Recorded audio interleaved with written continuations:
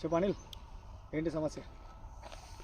ఇప్పుడు చాలామందికి మనం బోర్లు చూస్తాం కదా, అవును. కైగొట్టావు నాకు సార్. చాలామందికి బోర్లు చూస్తాం కదా, అవును. మనం చూస్తుంటేనే వాడు 100 క్వశ్చన్లు వేస్తుంటారు మనకు. అంటే ఏంటంటే తప్పు కాదు కానీ కొత్త సబ్జెక్ట్ కదా, కొత్త సబ్జెక్టు జియాలజీ వాళ్ళకి అర్థం కాదు కనుక వాళ్ళకి అర్థం కాక అని కొంతమందికి ఏమో అర్థమై చేస్తారు, కొంతమంది ఏమో కావాలని కూడా వేస్తుంటారు మనకు. అవును. అయితే నీకు వేయరు కానీ నాకు వేస్తుంటారు. అవును, అసిస్టెంట్ కాబట్టి ఇక నన్ను ప్రతి వాడు ఇట్లా సార్ అట్లా సార్ అని అడుగుతుంటారు కదా. అవును. అయితే ఇప్పుడు మనకి ఇక్కడ చెక్ చేయమన్నాడు, దీని పక్కగా మళ్ళీ ఇంకోటి చెక్ చేయమంటాడు. చుట్టూ 5 మీటర్ రేడియేషన్ చూపిస్తుంది అంటే కూడా వినాడు.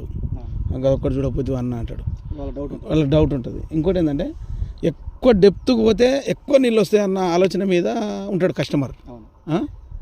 అయితే దీని గురించి మనం ఎక్స్ప్లెనేషన్ చేయాలి.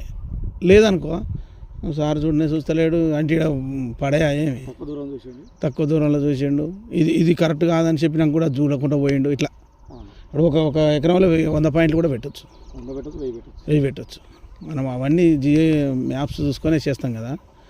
ఎక్కువ డెప్త్ చూస్తే ఎక్కువ లోతు పోతా ఉంటే నీళ్ళు ఎక్కువ వస్తాయేమన్న ఫీలింగ్లో జనాలు ఉన్నారు కదా. దానికి మనం ఎక్స్ప్లెనేషన్ ఇవ్వాలి. అట్లా ఎక్స్ప్లెనేషన్ ఇస్తే ఏంటంటే మళ్ళీ ఒకసారి వాళ్ళ డౌట్ వచ్చిన కూడా ఆగిపోతాడు. ఆ వీడియో చూస్తాడు ఆగిపోతాడు, ఇంకేమైనా కొత్త డౌట్ నేర్చుకుంటాడు. లేకుంటే ఆయన అదే పని మీద ఉంటాడు ఇక అట్లా. అయితే అందరికీ నమస్తే, నా పేరు Suman, hydrogeologist, ground water department, Telangana state. చాలామంది రైతులకి చాలా రకాల అపోహలు ఉంటాయి భూగర్భ జలాల విషయంలో. కొంతమంది డౌజింగ్ మెథడ్స్ ఎక్కువ నమ్ముతుంటారు. డౌజింగ్ మెథడ్స్ ద్వారా డ్రిల్లింగ్ చేసి ఫెయిల్ అయినప్పుడు అప్పుడు సైంటిస్టుల వైపు పరుగులు తీస్తుంటారు. ఆ క్రమంలో సాధారణంగా భూగర్భ జలాలు ఎక్కువగా ఉండేది మన గ్రావెల్స్, ఇసుక రాయలలో ఎక్కువగా నీళ్ళు ఉంటాయి. అయితే నీళ్ళు లేని ప్రాంతం ఉందంటే అది గ్రనైట్ రాయి. ఈ అగ్నిశిలలో మాత్రమే నీళ్ళు ఉండవు. దీంట్లో రాయి పుట్టినప్పుడు దాని చేత పుట్టిన ఓపెనింగ్స్ అనేవి దీంతో ఉండవు. అందువల్ల దీంట్లో నీటిని పట్టుకునే గుణం ఉండదు. దీనిలో అది రాయి పుట్టిన తర్వాత కొన్ని లక్షల సంవత్సరాలకి దాంట్లో మార్పులు లోనైనప్పుడు వీకర్ జోన్స్ అనేవి డెవలప్ అవుతాయి. అదే గ్రనైట్.